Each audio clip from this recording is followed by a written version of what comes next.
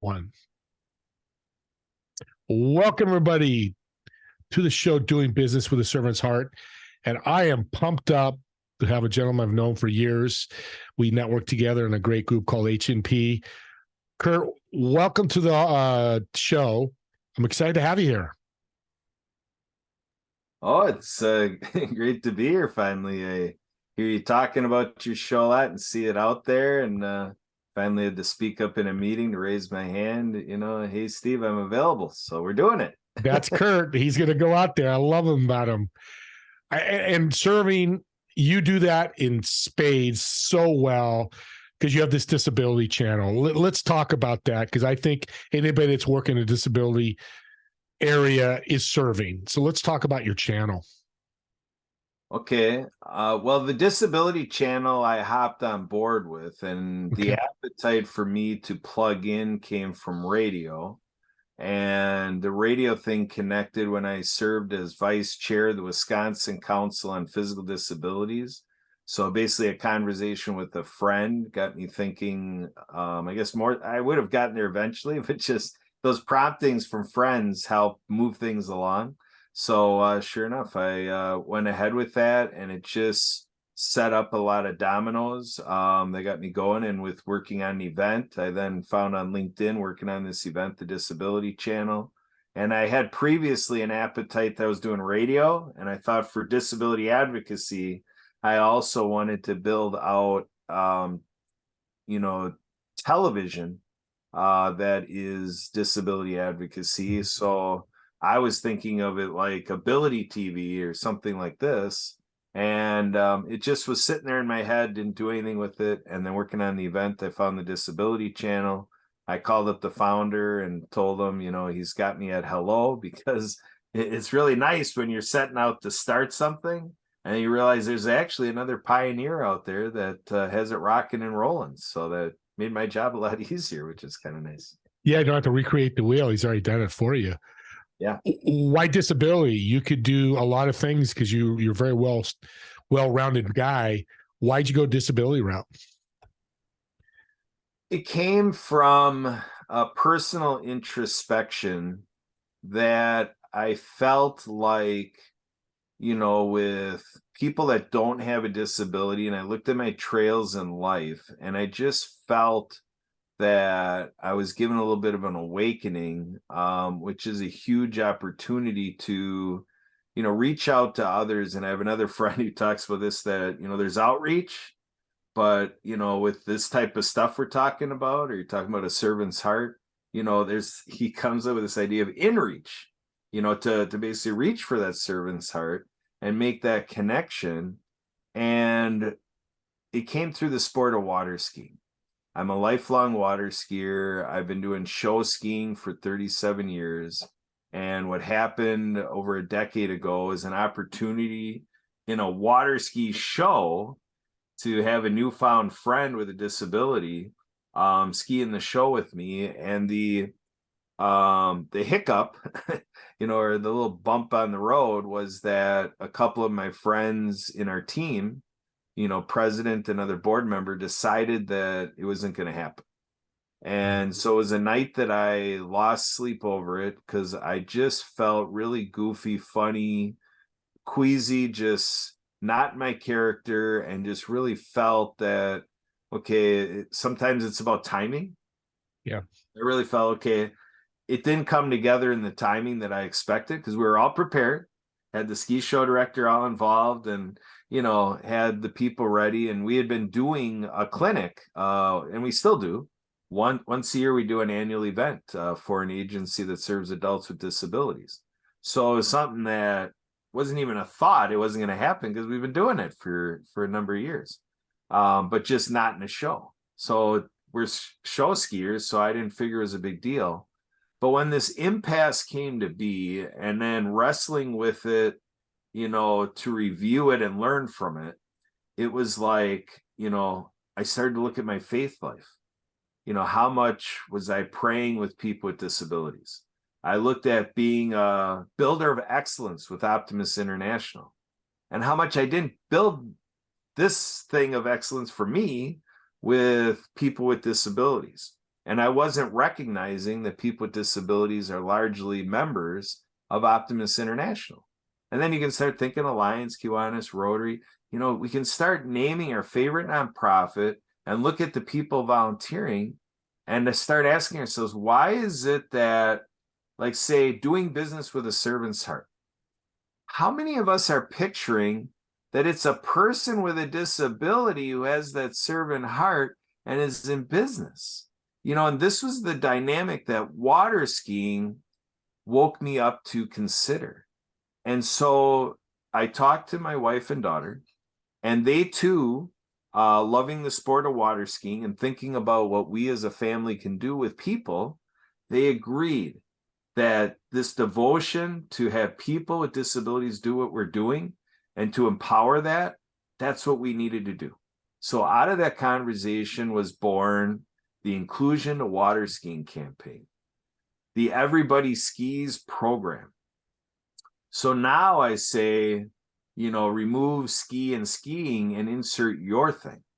Insert the Everybody podcast, the Inclusion to Doing Business campaign, whatever.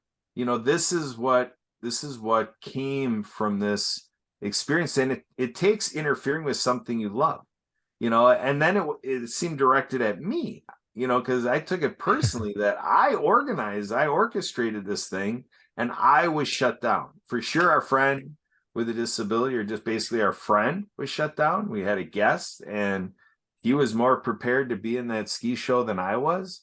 And he went home dry. And not only did he go home dry, I even said, if this is what you're going to do, I need you to talk to him, because if I'm talking to him, we're right back. I'm going to be like, come on out to the dock. We're going to get you going. So unless you want me to carry that out, you better go talk to him. Well, you know what? My friends never went over and talked to him. And furthermore, my wife recognized that. And my wife apologized for it not working out, to at least acknowledge the thing. So that there's a lot of, fear, or there's a lot of awkwardness and uncertainty. And I relate to it, because I benefited from recent experiences in my life within the last year, 2 and 3, that brought me to this point of confidence to do this. And my friends did not go through those few years like I had. So there was a disadvantage. There was a little disparity for expectation. So this is where I'm at now. I want to be here on your podcast. I want to be wherever I can be to say, let's all start having this consciousness. And let's all consider our own position, and for sure, no judgment, what everybody does. But what I find is that when you offer this space for reflection, a lot of people are out there that'll start reflecting on it the same way I did over a decade ago. That's an amazing story. Of course, I didn't know that. We haven't talked this in depth. That's definitely a reason why you do it. I love the inclusion part, the in reach. That's a new phrase for me. I'm going to use that. And it's amazing how sport can bring people together of all different size, shapes, and you're doing that. Tell me a story of a water skier that's disabled, how it's changed their life. Oh boy. I know you got a lot, but I'm sure you have a lot. But for what I feel is behind your question, I want to tell you about a lady who is recognized, went to Miss Wheelchair America contest. And before this stuff all came to be, she was talking to friends, because, what she deals with is a degenerative disease, an incurable disease, and it just is progressive. And so this whole medical condition just really, as you can imagine, I'm sure it's with most, that it's a tough mental health battle. It's a tough thing to get your mind around and your soul around, like, oh my, what I have to deal with now. And then, so depression, and actually suicide ideation, and just really feeling down in the dumps, like I don't like where my life is going. I don't want to go on this journey, But what happened is that in a nice way, another friend mentioned an adaptive water ski program. Because part of this degenerative disease is, loss of mobility. So then to proceed to be a wheelchair user, and then that whole thing of activities of daily living, and then you start being a little bit, relationship change, and Yeah. you're doing everything differently with other people, and then independently, it's just all different, upside down. She went, and then learning about this ski program, she went and did it, and the moment she was out on that water and felt that freedom and felt that empowerment, now it wasn't me that did this. This was when I jumped into the scene. I'm learning what's all going on here. That added to the inspiration for me. Yeah. Hear how this lady's life seemed to have literally been saved through something as simple as water skiing. That's just gripping, and then it keeps, like you say, it keeps going from there, Steve. Yeah, and you read my question correctly. Exactly want people to see. One, I want to give you huge credit for doing that. You're a part of it, but whether you're disabled or not, we can change people's lives, right? Disability is just a portion of this, but an able person can be changed too, whether it's water skiing or whatever it may be. Correct? Yeah, and that's my bigger point in all this. Yeah. For sure, there's an organization out there that has t-shirts that I see disability advocates wearing t-shirts that say piss on pity. So they're not, no, I shouldn't say nobody. I don't want to stereotype in any direction on Yeah. this. But for sure, to assume that a person with a disability is wanting your pity is absolutely the opposite end of where they're going. And for sure, my story is about how I benefited from the disability community, the empowerment that just masses of people with disabilities put into my life. I talk about how I'm 51 years old, and that I talk about how for 40 years of life, I live life the way everybody in the mainstream prescribes, do what you need to do at church to be that, usher, or, be that, serving person at church, do the optimist thing, Yeah. go to the library, keep that lifelong learning going, jump into your political party, not to be divisive politics, but just be a part of our democracy and all that. And, have fun, work hard, play hard, all that stuff. And just doing it with all these able-bodied people and so many people that aren't from the disability community, and just looking what all that was that I appreciate and I love and adore. But it's just been amazing how in a decade, I put this decade up against 4 decades in this, I'll call it the old way. Yeah. Well, and you're bringing right back to inclusion. I'm going to say it again. It's awesome because if somebody else is able to wants to water ski, you're going to work with everybody, but the impact from a disabled is so powerful. And I've got a couple of guests that have paraplegics that have done great things.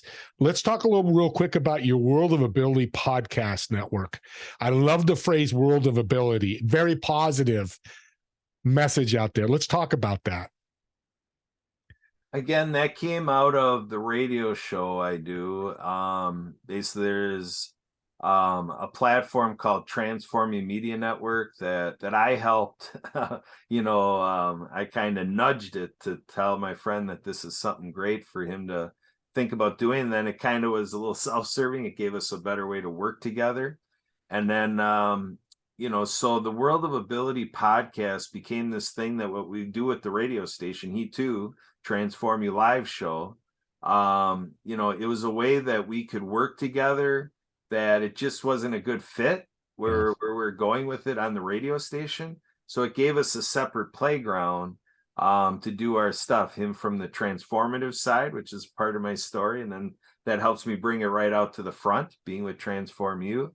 And then the World of Ability just really put me in the place I wanted to be, to say, I'm looking to enrich the rest of my life through the 2 billion people on earth that I give credit to, that is just what's all these people available to me to just keep on this journey and to keep maximizing what I get out of life, because they are out there, the people that define for me what the disability community is and how to live life most under the terms of people with disabilities.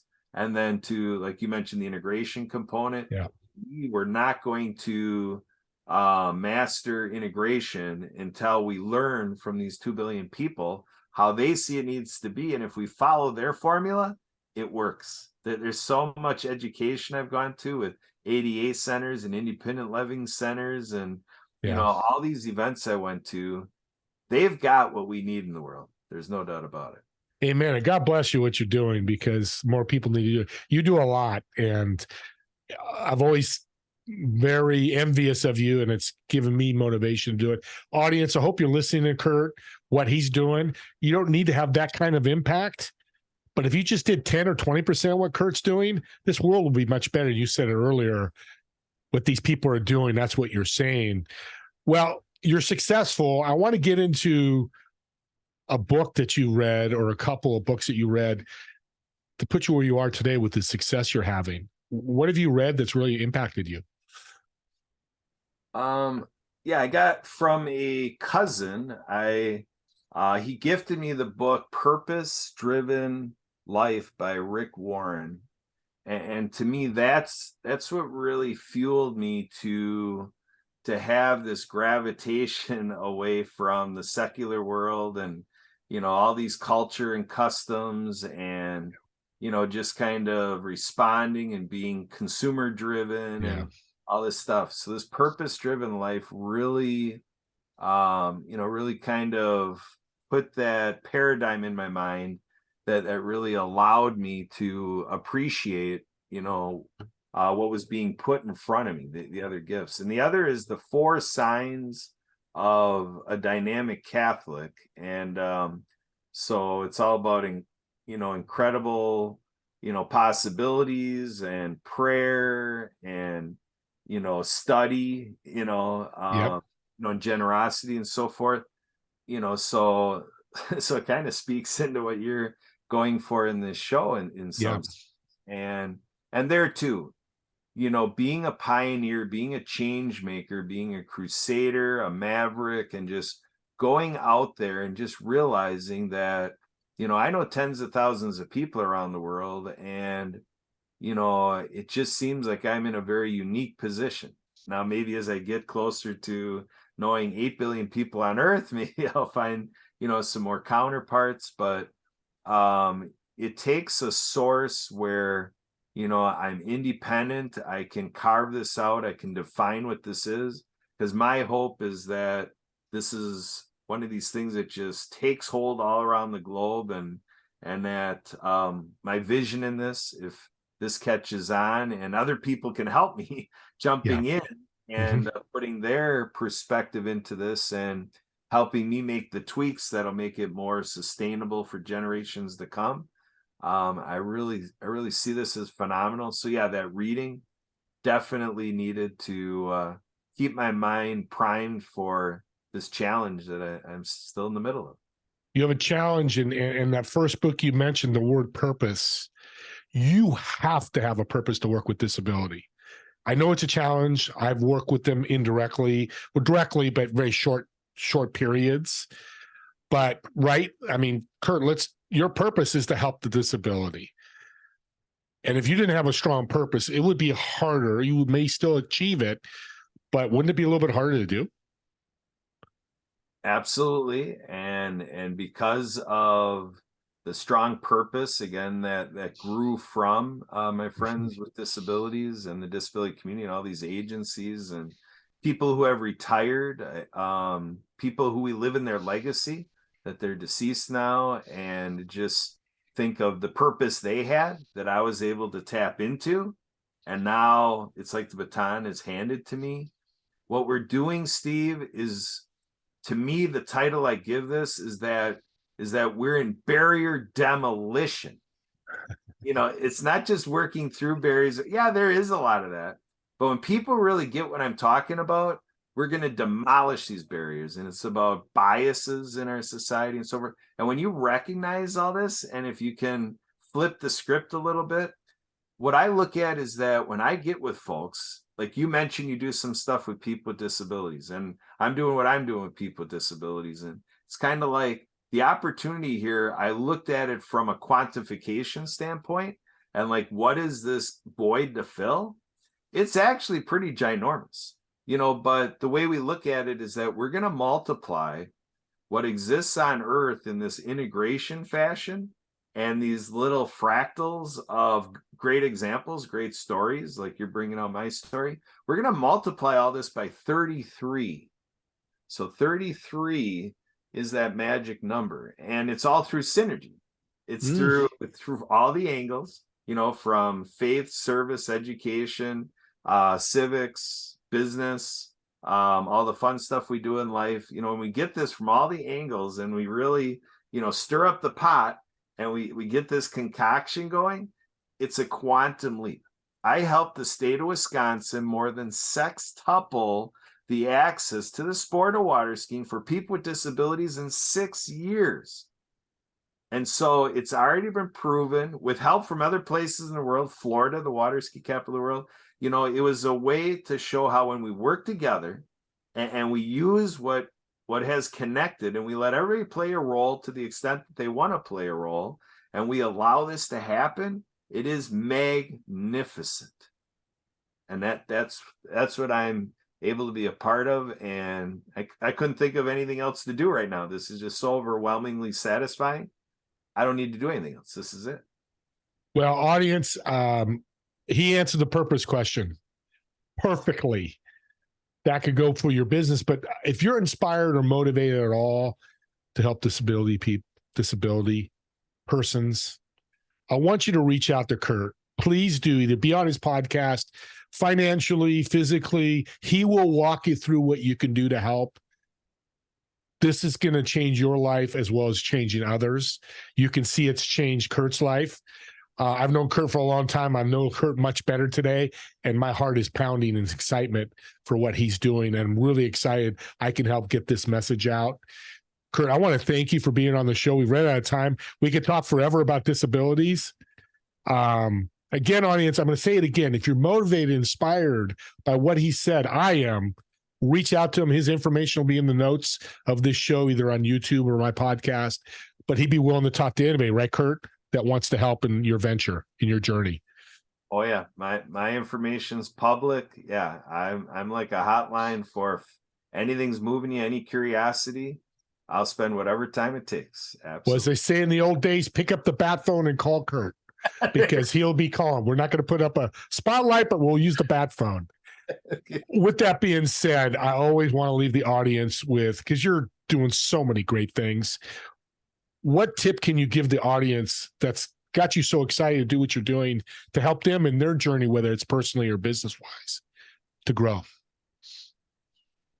Well, again, the key to integration is from people with disabilities. So whenever you have that chance, in a natural way, I'm not suggesting to go out there and say, oh, there's a person with a disability, I have this great opportunity. No, just make yourself available. If someone with a disability is gazing your way and it looks like they're participating in potentially connecting, follow a natural thing. If it's something where you have to force it, don't worry about it. But whenever you have a chance that you're connecting with someone with a disability, I ask you, please treat them as your master of ability and ask them, how to do what you want to do. Tell them what's in your heart. Tell them what stirs in your belly, what's in your soul, and kind of what you're thinking in the realm of disability. This is what I asked my water skiers when they were interested to do what I do. I had to find out what was in them first, and we just worked to bring what was in them out.